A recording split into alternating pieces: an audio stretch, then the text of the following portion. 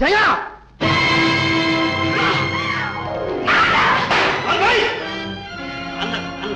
ఆయన పేరెత్తడానికైనా అర్హతుందా నీకు? ఆయన కడుపున చెడబుట్టావు. చిన్నాన్నను కొడుకునే నువ్వు ఇంత సిగ్గుమాలను పనిచేసినా సహించాను. నేను ఇంటికి రావించాను. అదే నాన్నయ్యరా అక్కడే నరికి పోగులు మోసేవాడు.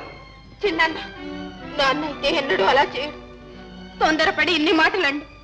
నా మనసు తెలుసుకునేవాడు, నా కోరిక మన్నించేవాడు. ఏమిటి నీ కోరిక? పరాయి మగాడితో పట్టపగలు బరితెగించి తిరగడమా? ఆయన నీకు పరాయవాడు కావచ్చు, నాకు కాదు. ఆయన నా భర్త, నాకు కాబోయే భర్త. జయ, ఏమిటి నువ్వు అంటున్నది? నువ్వు ఆ కుమారుని పెళ్లి చేసుకుంటావు? ఏ చేసుకోకూడదా? జయ, ఆవేశంతో మాట్లాడుతున్నావా? ముందు వెనక ఆలోచించావా? నిన్ను అతను ఆఖరి వరకు ఏలుకుంటాడా? లేదమ్మా, లేదు. అతని సంగతి నీకు తెలియదు. నాకు కాదు చిన్నాన్న, నీకే తెలియదు. ఆయన మనకెంత సహాయం చేశారో నీకు తెలియదు. జయ, అవును, నీ పరీక్షకు డబ్బు కట్టలేక నాన్న అల్లాడుతుంటే దేవుడిలా వచ్చి ఆదుకున్నారు. ఏమిటి, నా పరీక్షలకు కుమార్ సహాయం చేశాడా? అవును, మనిషి మంచితనానికి డబ్బే కొలతబద్దని కాదు చిన్నాన్న. నీకు తెలిసిందే ఆ మనిషి మాత్రమే. నాకు ఆయన మనసు కూడా తెలుసు. అది కాదనలేదమ్మా, కానీ చిన్నాన్న, తల్లి ప్రేమంటే ఏమిటో తెలియని చిన్నతనంలోనే తల్లిని పోగొట్టుకున్నాను. నాకు కోరికలున్నాయని చెప్పుకునే వయసులో తల్లి తండ్రిగా ఉన్న తండ్రిని పోగొట్టుకున్నాను. ఇంకా నాకెవరున్నారు? జయ, నా కోరికలు ఎవరు తీరుస్తారు? జయ జయ, నేనున్నానమ్మా, నేనున్నాను. నాన్న నిన్ను మాత్రం నా చేతుల్లో పెట్టలేదు. నీ సంతోషం సౌభాగ్యం అన్నీ నాకు అప్పచెప్పాడమ్మా. నీ కోరిక కాదనాలని కాదు, ఎక్కడ ఏ పొరపాటు జరుగుతుందో అని నా భయం. ఒక్క పొరపాటు జీవితాన్ని నాశనం చేస్తుందమ్మా. అలా జరిగిందా? అది నా కర్మని అనుభవిస్తాను. సరేనమ్మా, నీ నమ్మకమే నేను కాపాడుతుంది. నీ ఇష్టమే కాదు. చిన్నాన్న, నిజమేనయ్యా, నిజమే. నువ్వు చెప్పిందంతా నిజమే. కానీ మీ అమ్మాయిని పెళ్లి చేసుకోవడానికి మా అబ్బాయి ఇష్టపడదు. వాళ్ళిద్దరూ ప్రేమించుకున్నారండి. ప్రేమ? ఇగో మీ అమ్మాయి సంగతి నాకు తెలియదు, కానీ మా వాడికి మాత్రం ప్రేమ గీమ అనే లేనే లేవు. ఒకవేళ ప్రేమించాడే అనుకో, అంత మాత్రం పెళ్లి చేస్తావా? అంతేకాదండి, పెళ్లి చేసుకుందామని నిర్ణయించుకున్నారు కూడా. వాళ్ళెవరయ్యా నిర్ణయించుకోవడానికి? పెళ్లి చేయడం మానడం నా ఇష్టం, నేను వాళ్ళ అవ్వని. అలా అనకండి. వాళ్ళిద్దరూ ప్రతిరోజు కలుసుకుంటున్నారు. ఈ సంగతి ఊళ్ళో వాళ్ళకి తెలిస్తే మా అమ్మాయి బ్రతుకు ఏమైపోతుందో కాస్త ఆలోచించండి. అదేనయ్యా, మీ అమ్మాయి బ్రతుకు ఏమవుతుందా అని ఆలోచిస్తున్నా. సరే, ఒక పని చేయి, మీ అమ్మాయిని గదిలో పెట్టి తాళం వేసేసి మా వాడిని కాళ్ళు ఎరగొట్టి మూలపడేస్తాను. అప్పుడు ఎలా ప్రేమించుకుంటారో చూస్తాం. ఏమండి? వస్తున్నా. ఏమిటే నువ్వు పెద్ద మనిషితో మాట్లాడుతుంటే పానకంలో పొడకలాగాను? ఏమిటి చెప్పు. అది కాదండి,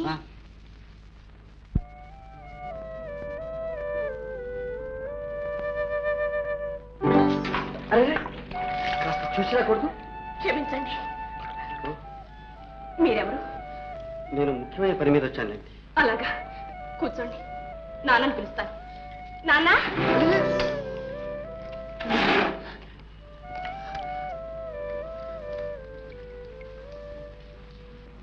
ఏం బుర్రండి, నాకు తట్టలేదు. మా ఆవిడ ఏమనుకుందంటే, ఏమంటున్నారండి? ఆమె బొందులో ప్రాణం ఉండగా ఈ పెళ్లి జరగడానికి వీలు లేదు అని. ఆడవాళ్ళు కదండి, వాళ్ళకి ఏవేవో ఉంటాయి. మేము పేదవాళ్ళవని. నిజమే, పేదవాళ్ళవి. అయినా నేను బిఏ వరకు చదివాను. మీరు కట్నాలు కానుకలు ఏమడిగినా సరే ఈనాడు ఇవ్వలేకపోవచ్చు. మీరు కష్టపడి సంపాదించి ఏనాడైనా ఇస్తాను. ఈ కబుర్లకేమిలే, ఇప్పుడు అందరూ అలాగే అంటారు. ఆ 3 ముళ్ళు పడ్డ తర్వాత ఏది జ్ఞాపకం ఉండదు. అలా అనకండి. నాకు జై తప్ప ఇంకెవ్వరూ లేరు. నా సర్వస్వం జై. మీకు ఎలా చెప్పాలో, మిమ్మల్ని ఎలా నమ్మించాలో నాకు తెలియదు.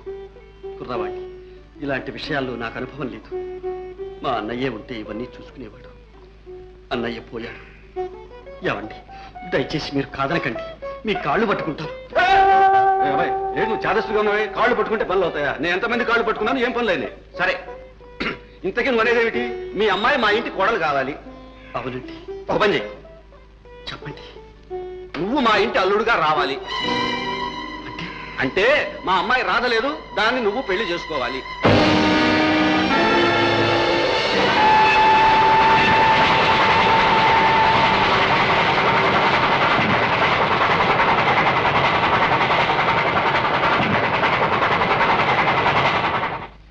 అవునండి ఈ ముహూర్తం చీరలు ఈ వడ్డాణాలు అవి రెండు తీసుకొచ్చారు ఎవరికి? అవునే, ఒకటి మన అమ్మాయికి, రెండోది వాళ్ళ జయకి.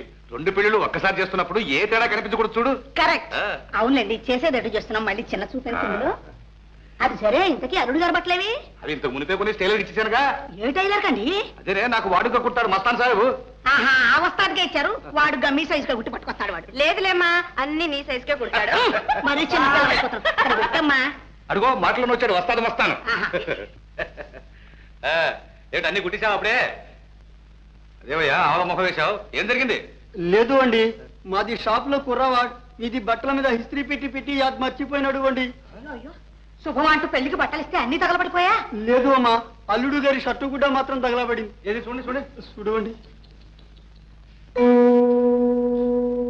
ఇదిగో మాటలోనే వచ్చాడు. రా అల్లుడు రా.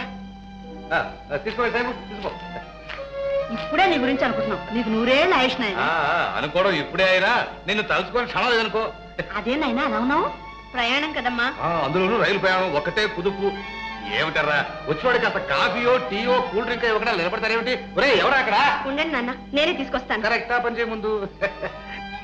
అదేనాయనా నిలబడి ఉన్నావు, కూర్చో. పర్వాలేదండి, మిమ్మల్ని అందరినీ చూసి క్షమాపణ వేడుకుందామని వచ్చాను. ఏమిటయ్యా మనలో మనకి క్షమాపణ ఏమిటి? అంత చేయడానికి ఏం చేసావని? అబ్బా, అవన్నీ అడగకపోతే క్షమించాలని ఒక మాట చెబితే పోలేటండి. అదే అసలు విషయం. లేదమ్మా, నేను క్షమించరాని ద్రోహమే చేశాను.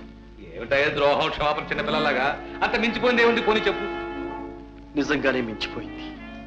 ఇదొక్కటే నా చేయి మించిపోయింది. ఇదిగో నీ ఉపోద్ఘాతాలన్నీ కట్టిపెట్టి అసలు జరిగిన విషయం ఏమిటో టూకీగా ఠక్కిమని చెప్పి. శాంతిని నేను పెళ్లి చేసుకోలేని శాంతిని పెళ్లి చేసుకోలేని పరిస్థితి. ఆ కుమార్కు ఒక గుడ్డి చెల్లెలుంది. ఆమెను నేను చేసుకుంటే గాని చేయి పెళ్లి జరగటానికి వీల్లేదని ఖచ్చితంగా చెప్పారు. గట్టి చిక్కులోనే పడ్డావు. నువ్వేం నిర్ణయించుకున్నావు? నీకంతా తెలుసు. జయ భవిష్యత్తు ఏమవుతుందోననే ఆవేదనతో అన్నయ్య కృంగిపోతూ ఉంటే నేను మాటిచ్చాను. ఆఖరి క్షణంలో అన్నయ్యకి ఆ మాటలు అమృతప్రాయంగా వినపడ్డాయి. ఆశలన్నీ నా మీదే పెట్టుకుని ఆనందంగా కన్నుమూశాడు. నా కోసం తన జీవితాన్ని బలి చేసుకున్నాడు. అటువంటి అన్నయ్యకి ఇచ్చిన మాట మీరమంటారు? మీరు చెప్పండి, నా స్థితిలో మీరే ఉంటే ఏం చేసేవారో చెప్పండి. ఈ స్థితిలో నువ్వే ఏ నిర్ణయానికి రాలేనప్పుడు నీ పరిస్థితులు నేను ఊహించుకుని సలహా చెప్పడం అంత సులభమా వేణు? పోనింది, నా స్వార్థం కోసం, నా సౌఖ్యం కోసం శాంతిని పెళ్ళాడి జయ జీవితాన్ని నాశనం చేస్తే మీరేమంటారు? మీరే మా అన్నయ్య అయితే ఏమంటారు? ద్రోహి అంటారు. నేను అలా ద్రోహిని కావడం మీ అభిమతమా? అలాంటి ద్రోహి అల్లుడు కావడం మీకు ఆనందమా? లేదు లేదు నాయన, నీ త్యాగాన్ని నేను అభినందిస్తాను, ఆమోదిస్తాను.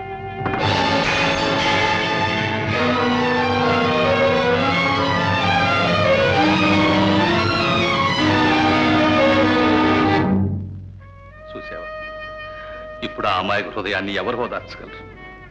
వెళ్ళు, ప్రేమను త్యాగంగా మార్చుకునే మనోనిబ్బరాన్ని ఆమెకు కలిగించు. కనీసం ఈ ఒక్క సహాయం అన్నా చేయవేండు.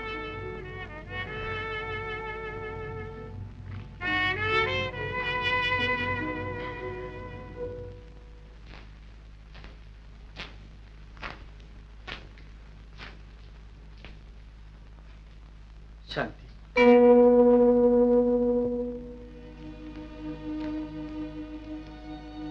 శాంతి,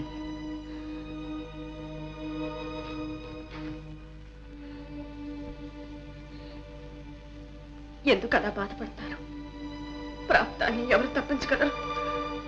ప్రాప్తం కాదు శాంతి, నేను చేసిన ద్రోహం. కాదు, త్యాగం.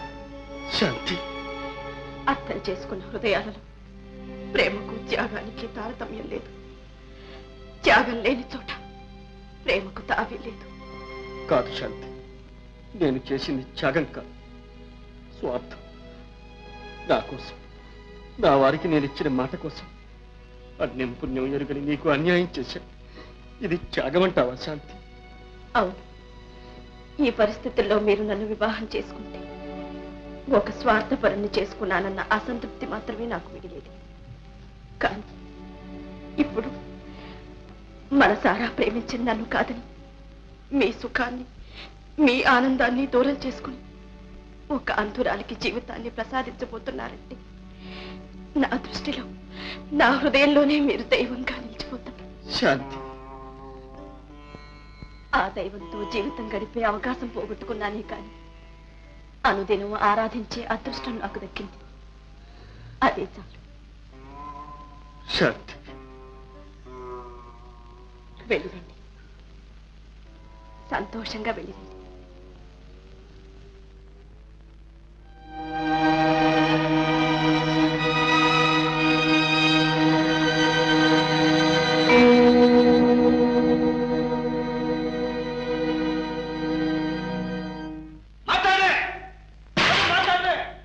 నాకు తెలియకుండా నన్ను అడగకుండా నా పెళ్లి నిర్ణయించే అధికారం ఎవరిచ్చారు ఈ కొంపకే?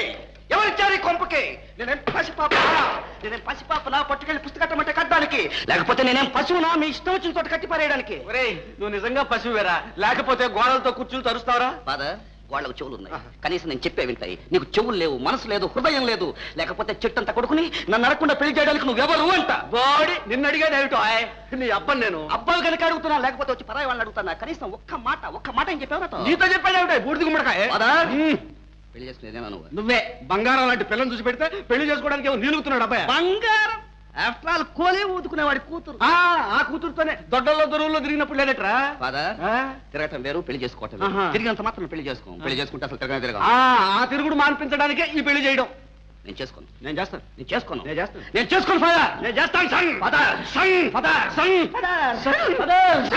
ఒరే నాయన, ఏమిట్రా ఇదంతా?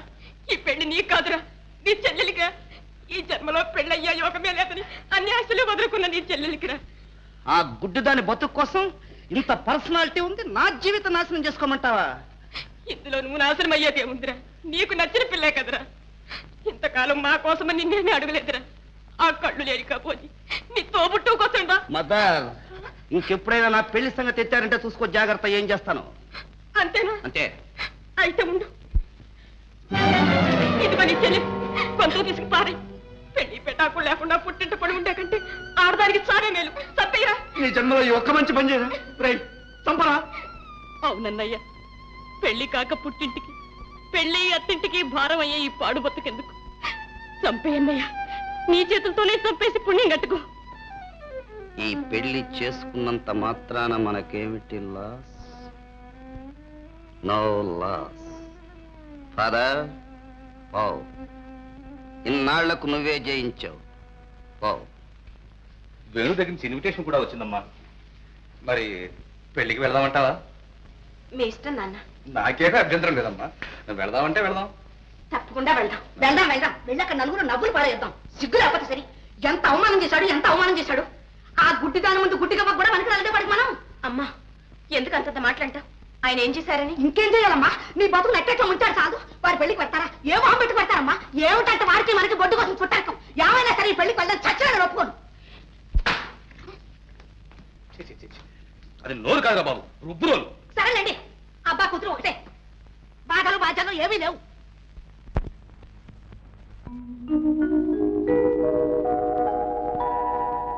రాధా, ఎందుకమ్మా బాధపడుతున్నావు? బాధ కాదు, నాకేదో భయంగా ఉంది. నాకు పెళ్ళేమిటమ్మా? పెళ్ళంటే ఏమనుకుంటున్నావు రాధా? స్త్రీ జీవితంలో మరపురాని మధుర క్షణం, తిరిగిరాని తిరుగులేని దివ్యక్షణం. ఎరుగని హృదయాలైనా ఆ ముహూర్త బలం వల్ల ఏకమైపోతాయి. అదే శాశ్వత బంధంగా ఏర్పడిపోతుంది. అగ్నిదేవుడు జ్వలిస్తూ ఉంటే, మంగళవాద్యాలు మ్రోగుతూ ఉంటే, కన్నవారు కావలసిన వారు ఆశలతో ఆనందంతో అక్షింతలు వేస్తూ ఉంటే, తథాస్తు దేవతలు ఆశీర్వదిస్తూ ఉంటే, నీ భర్త మంగళకరమైన మాంగళ్యంతో నిన్ను అలంకరిస్తాడు.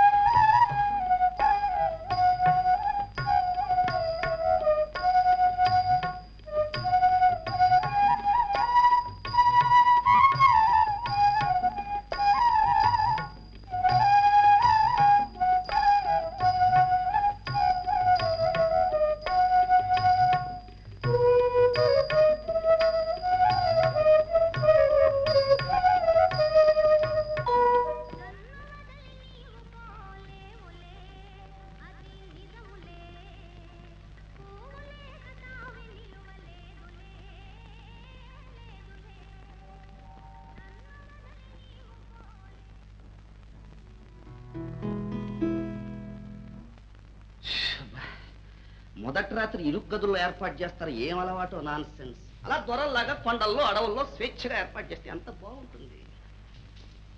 మంచమా మల్లెపూల దుకాణమా? అయ్యో బాబో, ఇది పడగది కాదురా, దేవుడి గుడి. Non sense. పలహారం, పండ్లు, పానకం, వడపప్పు అంత తలవ పదార్థాలు. శుభ్రంగా వేడి చేసేవి పలావ్, కుర్మా, చాప్స్ లాంటివి ఉంటే ఎంత బాగుంటుంది. మన స్కీమ్ ఎవరికి అర్థమవుతుందిలే.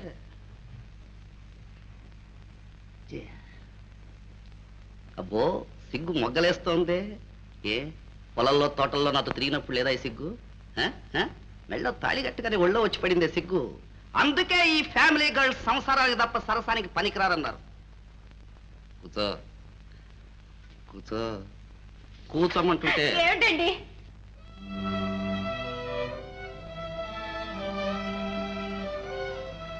శాంతి, శాంతి, నీకు తీరని ద్రోహం చేశాను. నన్ను మన్నిస్తావా శాంతి? మన్నిస్తావా?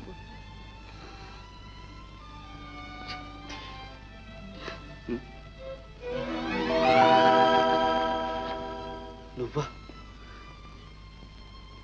ఇంట్లో నిద్ర పట్టక ఇక్కడికి వస్తే ఇక్కడ కూడా నిద్రపోకుండా చేస్తా. అయ్యో లేదండి, మీరు పడుకోండి, నేను వెళతాను.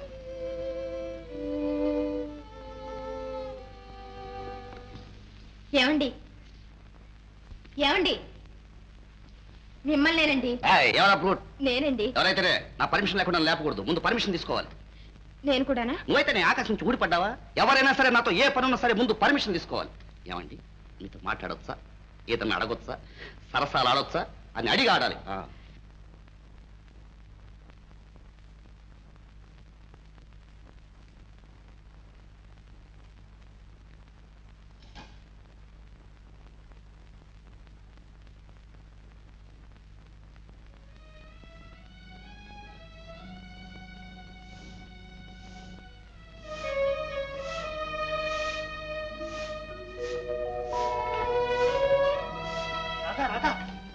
ఏమిటండి? ఏమిటి పని? బియ్యపు చాట్లో పాచి పెట్టావు. అయ్యో చూడలేదండి. నువ్వు చూడలేవు, అందుకేగా నేను ఏ పని చేయొద్దని చెప్పేది. ఇంటడి చాకరీ మీరు ఒంటరిగా చేస్తుంటే నన్ను ఊరికే కూర్చోమంటారా? రాధ, చేయలేనప్పుడు నువ్వు మాత్రం ఏం చేస్తావు చెప్పు. నాకేదో సహాయం చేయాలని నా చాకరీ రెట్టింపు చేయడం తప్పు. నా మాట విను, ఇలా కూర్చో. కూర్చో.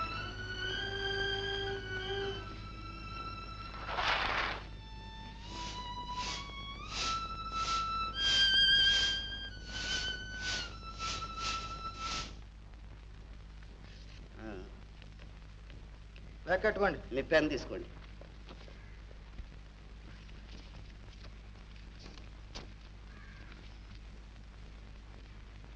ప్రియమైన బావకు. బావా, నీ ఆరోగ్యం ఎలా ఉంది? వస్తాను వస్తాను అంటావు కానీ రానే రావు.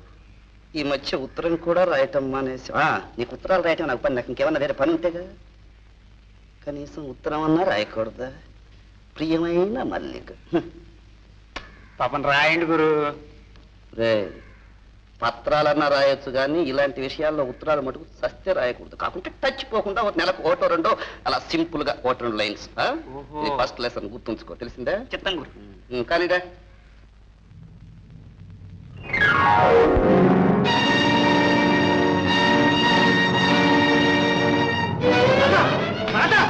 ఏమిటి? ఎవరు చేయమన్నారు ఈ పని? ఏమీ లేదండి, మీకు స్నానానికి నీళ్లు తోడి పెడదామని. నీళ్లు కాదు, నిప్పులు తోడు. ఇంకాస్తుంటే బావిలో పడేదని. చేయలేని దానికి చేయలేనట్టు పని ఉండకూడదు. నా ప్రాణాలు తీగిపోతే లోపల పో.